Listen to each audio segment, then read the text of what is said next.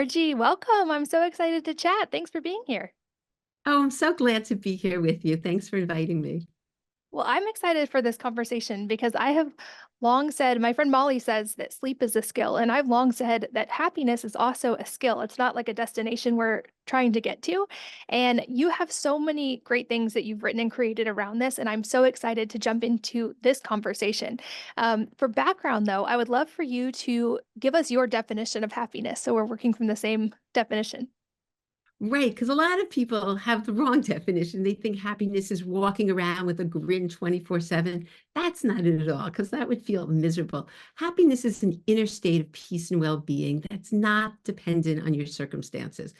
And that's always the definition I've used. But then it hit me a couple of years ago that that was missing something.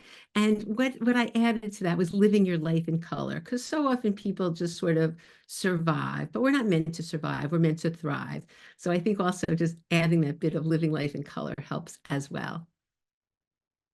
Yeah, and like I said, I feel like often we have sort of stories in our head. I know I did for a long time and maybe still have some sneaky ones about I would be happy when, or if only this, then I would be happy. And what I learned slowly and the hard way was that actually when I sort of turned that on its head. So for instance, when I started to have peace and inner happiness and love myself more, the other things that I thought were the destination sort of like fell into line, that they were never the goal in the first place. And I didn't need those external things as a source of happiness. That was actually something I could cultivate internally. But that, like I said, I was a slow learner and I didn't really know what I was doing. And I know you've helped so many people actually on this inner journey. So, can you talk about what that process looks like and how we can actually raise sort of our inner happiness level? You know, that's so true, though, because that's what everybody thinks. Everybody thinks it's your circumstances. If only I was married to that other person, or if only I had that other job, then I'd be happy. And the research shows that everybody has something called a happiness set point. It's your base level of happiness. And that's different for every person. You know, there are people who are glass half full people, and there are glass half empty people. But what's the best part of this is that we can raise it because they found when looking at what comprises that, that only 10% is based on your circumstances. 50% is genetic, but now we know also we can turn on and off genes. So we have control over that. And 40% are your habits. So there's so many areas that we can make a difference in terms of happiness. And it's not your circumstances, exactly what you said, which so many people are living life under that illusion. So yes, so that's the good news, that the biggest part I found is that when number one, people have to make it a priority, because a lot of times people just don't think, they have so many other things in life to deal with that they just don't think this is important, but yet it's so important. But once you make it a priority, start doing step by step just some of these happiness habits. And that can totally change. You can certainly wake up happier tomorrow than you are today. And they've shown that. And I've been seeing this. I mean, I've been teaching happiness for over 35 years to my patients. And it's just incredible what I see in terms of reducing chronic pain and people enjoying life. And it's really quite miraculous. Yeah, I agree. I know one of my early teachers in learning that myself was the work of Viktor Frankl, and especially his book Man's Search for Meaning. And it sort of helped me put into perspective, like, oh, I think my life is hard or bad because I'm having what I felt like was a rough day, when this is someone who was able to choose happiness and joy and peace in much more intense circumstances than I'd ever experienced. And so it made me start paying attention to, like, oh, what am I doing that is either changing my inner happiness level, and what could I do better there? I think since we're speaking mostly to moms, another thing I want to address early on is sort of that perception that choosing your own happiness can be selfish, or that there's something inherently wrong or bad about pursuing or building a habit of happiness. That's so true because people think, oh, it's the most selfish thing I can do, working on myself. But it's exactly the opposite. Because when you are happy, happiness is contagious and your mood is contagious. I think everybody knows how that feels like in a house when one person is angry or annoyed. there's a ripple effect to everybody else. And they've shown this about being contagious. So when you do practices to improve your happiness, it affects your whole house. It affects your children. It affects every person that you're in contact with. So it's actually the least selfish thing because you're raising everybody else up. By raising your happiness, everybody around you gets elevated as well. And that's really the great part when you start seeing that the ripple effect to your children and the whole household. And it's really exciting, actually. Well, and one thing I've talked about a little bit before is how so much changed for me when I started auditing and paying attention to and being more intentional about my own inner language and like the questions and statements I was making to myself. So, as a very topical example, when I asked myself questions or said statements like, why is it so hard to lose weight? Or why do I feel so bad? Or why, whatever. I felt like my subconscious answered those questions because those were the questions I was asking. And it would say, oh, because you have 6 kids, or because of thyroid issues, or because of whatever. And when I slowly started shifting the statements and questions I was making internally, I started getting better answers, which made me realize, like, oh, maybe this is actually a habit I can cultivate. And I love how you frame this and how you teach people.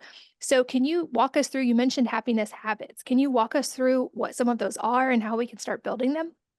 Yeah. Well, let's actually talk about a couple of them because you mentioned Viktor Frankl, and I use his example as well because he's a true victor in life. So, one of the happiness habits that I think is just so powerful and actually the foundation, I teach this in my first class because I think it's so important, is being a victor in life instead of a victim. And as a physical therapist, I would have so many people coming to me, oh, poor me, my back sore, this happened, that happened. So many people live in victimhood and you can't get anywhere in that energy, the energy of poor me, versus all you need to do is switch it around. Like, what can I do? So instead of focusing on the problem, you're focusing on the solution. And it makes such a big difference. And sometimes you catch yourself when you're in that, oh, poor me. Okay, yes, this might not be the best situation, but what can I do? How can I be a victor and turn this around? And what are steps I can take? So that's one habit that I absolutely love and think it's a little switch, but some people don't realize that they're living in victimhood and it's so common. And how do you know? There's a couple of things. Are you blaming, shaming, or complaining? Those are three cardinal signs that you are, have this victim mentality and you and what I found as a physical therapist is nobody heals in that. When you felt like that and that poor me and oh, my back sore, it just didn't work. Where when you switch it to, okay, I'm going to start exercising, I'm going to get more sleep or whatever people ended up doing in their programs. So that's one. And then the other thing you mentioned, which is so true about your thoughts. Our thoughts are so powerful in our internal dialogue. And unfortunately, 80% of the average person's thoughts are negative. And that stems from back in the caveman days when we had to be more concerned if a tiger's lurking than if someone gave us a compliment. So we're sort of wired that way. So how you change that is you start rewiring the brain to focus on the good and focus on what's working and try to magnify all the good in your life. So even just waking up and asking yourself the question, like, what's the best thing that could happen today? Or what good is here that I'm not seeing? You can start focusing and being a detective for the good. And then negative thoughts are going to happen. Absolutely. You can't just throw them in the closet. That's not the point at all.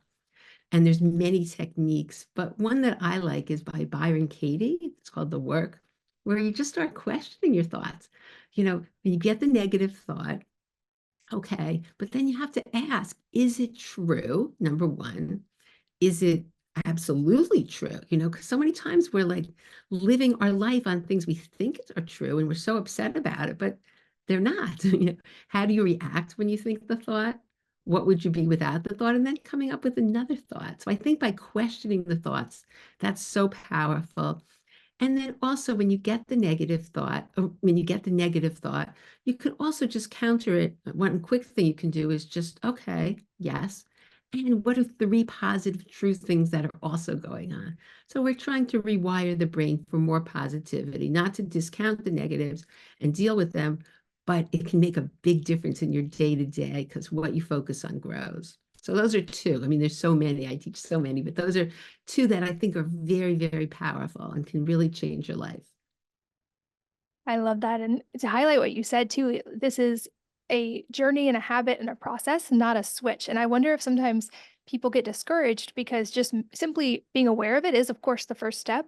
But just making the decision that you're never going to have negative thoughts again is unlikely to work because this is a thing we have to cultivate internally. The good news is, at least what I found, is it's a compounding habit. So the more that we do it, the easier it becomes. And then eventually it does kind of become the baseline. And maybe for some people, it's 80% positive thoughts instead of negative.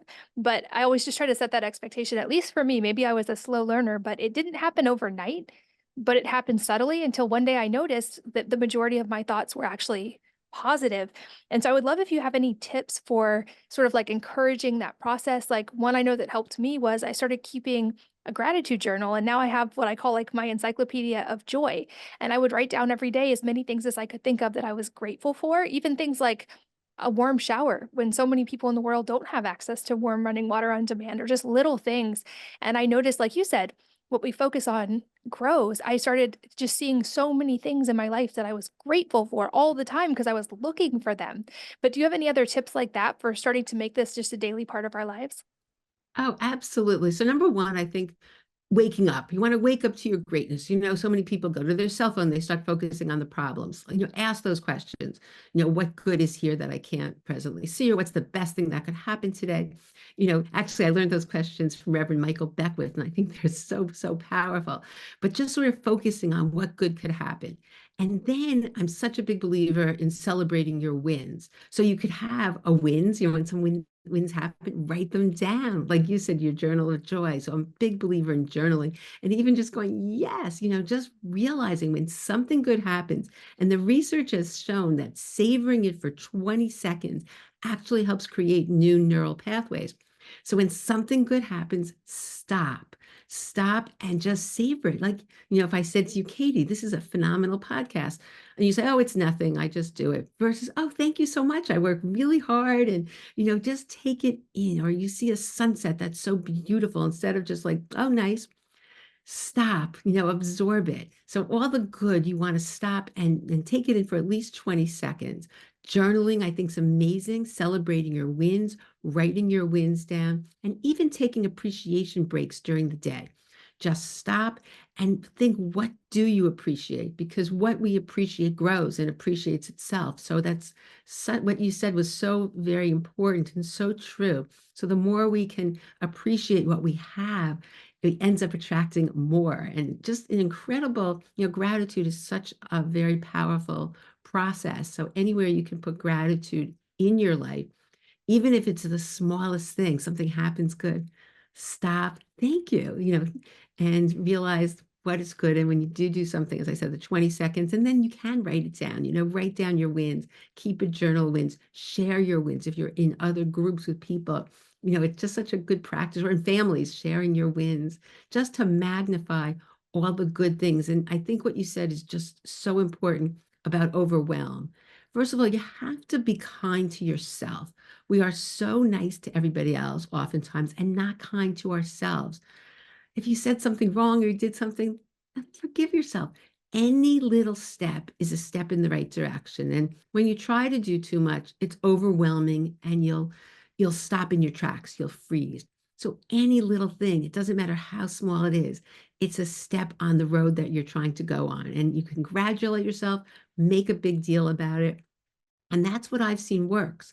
Okay, we do the one step, we go to the next step, and it becomes a lifestyle, sustainable, and it just becomes part of you. And over time, you look back and you think, wow, I can't get over the progress I've made because I did it slowly and it was sustainable in that way. Oh, and isn't that true for so many areas of life, that it's that the slow, sustainable habits that make the big difference? And one thing that surprised me that I noticed slowly as I started cultivating that too was that it's easier to find gratitude, of course, for the things that we perceive as good. But when I started finding gratitude even in the quote unquote hard moments, I was like, oh wow, like looking back, realizing the hardest moments in my life were often my best teachers and led to some beautiful things. And I only found the gratitude after, but I started to become aware of where could I find the gratitude in that moment, even when I still might perceive it as hard. And I adopted the motto for myself that I stole from my friend Tina, who she said, everything works out perfectly for me. And that doesn't mean it works out necessarily how I want to all the time, but everything works out perfectly. And I can see that in hindsight. So, how can I learn to see that in the moment as well? And I know many of the Yeah. people listening. Oh, go ahead. No, I couldn't agree more with that because it's so true. Your biggest challenges are often your biggest opportunities for growth. And it's just like you said, if you can look at something, it's one of the habits too. If you can look at something and just say, if this was for the greater good, what could it be? Or how could this be a gift, even if it seems so horrible at the time? And, many times we have to just trust that maybe we don't see things in the moment, but then we look back and then, all the dots are connected. And so, yes, but that's such a good thing when you are going through challenges to know that, if this could be for some greater good, what could it possibly be? Or know that you may not know it right then and there. But yes, that's happened to me. And so many people, the worst nightmares ended up being their biggest growth experiences. So, yes, couldn't agree more. Yeah, or even people who are I used to have Hashimoto's, and when I was navigating those health struggles, learning to realize my symptoms aren't a bad thing. This is actually they're a gift. They're a messenger. My body's speaking to me directly and telling me what it needs or doesn't need. And just learning to like approach them with a different mindset made such a difference in how I felt about recovery and healing. And it seemed like it made that process faster, probably because my mindset was in alignment with my body wanting to heal. And I know many of the people listening have been through health struggles, and also many of the people listening are moms or parents. And so I'd love to hear any insight you have on how can we help our kids develop this habit of happiness and this mindset from a young age, because I know there's a lot of data on the way we speak to our kids becoming sort of similar to their inner monologue or their inner dialogue with themselves. So are there ways we can curate some good habits around happiness from in our children from a very young age? Yeah, that's the best part. And that's what's so exciting because I often work, with different ages. And it's so wonderful when you can start your children off with these different habits. So there's lots of different things. I think one of my favorites is, well, we talked about appreciation, how important that is. And what I like to do is called the appreciation game, where you sit at the table and you just go around, about what you appreciate about each person. I mean, you could even do it one-on-one, in terms of going back and forth, but just to start having them focus on appreciation and telling other people about appreciation, receiving appreciation, and focusing on what's good about another person. Because so often people go through life, tearing people down and versus building them up in terms of, what's good about this person. So I love the appreciation game. Plus, it makes the kids, in terms of their own self-esteem, feel so good because oftentimes they don't realize you're living your life and you don't realize that somebody really appreciates you for all the qualities you have that may not be what you think they want or whatever it is. But so I love the appreciation game. I think that's something that's just so powerful and has really gotten people, if you find you're all in, it's not one of those good days. If you just sit down, or even a relationship, with your significant other, if you're feeling that and just you stop and you go back and forth about what you appreciate about each other, it can make such a big difference. So I think that's a really, really wonderful thing in terms of, the dialogue and just having that as part of your life. Um, I mean, there's many, many more, but also another thing that families can do, I think so great, is when you do something like a cause that's for a greater purpose than just your life. So, getting involved in a charity or going to a food bank together, or when you can together do something for the greater good, that just elevates everybody. And it's so very life-changing when kids get involved in these other activities and they realize there's a whole other world out there and doing good things. And there's so many, but the other one that I think is great is just kindness, doing acts of kindness. Maybe talk about, let's see if what act of kindness everybody could do today. So when you focus on these kind of things in the family and what's working, celebrate everybody's wins. If they know they can come home and let's celebrate the wins together, it just magnifies it. So I think that's where I would start. in terms of and thoughts too, in terms of if people are, if you're finding, you can also play the game, the blame, shame, complain game. It depends what age they are, just so they realize, oh my gosh, they had no idea they're complaining all day, and then if you put like I don't know, a quarter in or a penny in, whatever the money is, you put it when you do blame, shame, and complain, and then give the money to charity. So anyway, those are just a few tips, but there's, any of those will be quite powerful. Yeah, and it seems like a learning process in that we could maybe also fall in the trap of in learning it, like getting sort of down on ourselves if we don't do it perfectly at first, or like having that inner thought loop of like, oh no, like I had negative thoughts and then feeling bad about feeling bad, sort of. Do you have any other strategies for reversing the negative? Like I know we talked about that a little bit, where it's like learning to just be aware of them or to find the gratitude in those things. Are there any other strategies that can help on the reducing the negative self-talk? Yeah. So I think, I think one is as I said before, like when you get the negative thought, okay, and then think of three positive true thoughts. The other is, I think, and there's a couple different ones, but I think the Byron Katie one is so good. I think over, where you ask the questions, you're questioning the thought. Is this really true? That's number one. As I said before, can it absolutely be true? Let's say you're thinking Johnny hates me. So is this really true that Johnny hates me? And how do I know it's true? You don't, but we live on things sometimes we don't think are true. And how do I react? I become shy. I don't go near him, And then what would you be like without the thought? Well, I'd feel really good. I would be happy around Johnny. So then can you turn it around that, hey, Johnny does like me, or whatever it is, you just turn the thought around so it loses its power. Just questioning it can lose its power. So I found that to be very helpful. It's called The Work by Byron Katie. But the other thing is, in terms of sometimes the negativity of others is, affects us. Do you know what I'm saying, Katie? In terms of, like maybe you're taking care of your own positivity, but then you're surrounded by negativity. And what do you do? Do you find that as well, that people have issues with being surrounded by others who are negative? Yeah, and especially I feel like the more if someone's very empathetic or like aware of the energy of other people, that can feel like very big. Yeah.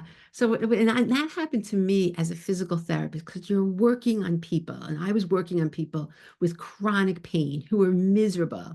That's how I learned how powerful this was because they were so unhappy. And, their negativity, if I didn't do something, their negativity would take over, quite honestly. So I learned that I had to do things to keep myself positive.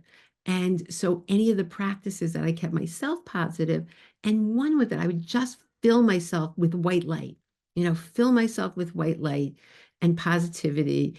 And I would then I could actually send it out. And if you send out kind thoughts, any type of loving kindness, I wish for your day to be better. I'm sending you good thoughts.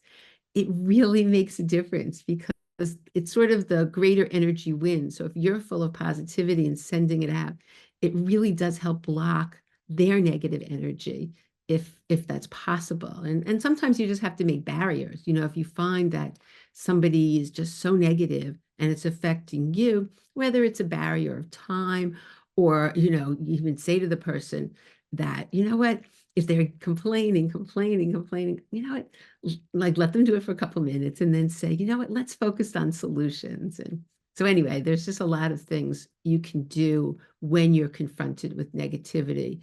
And if you have to sometimes even put a wall, like visualize a wall and just so that it's not coming into you, because it's a big problem for people where they're going to start working on themselves and then they're confronted with so much negativity in the world.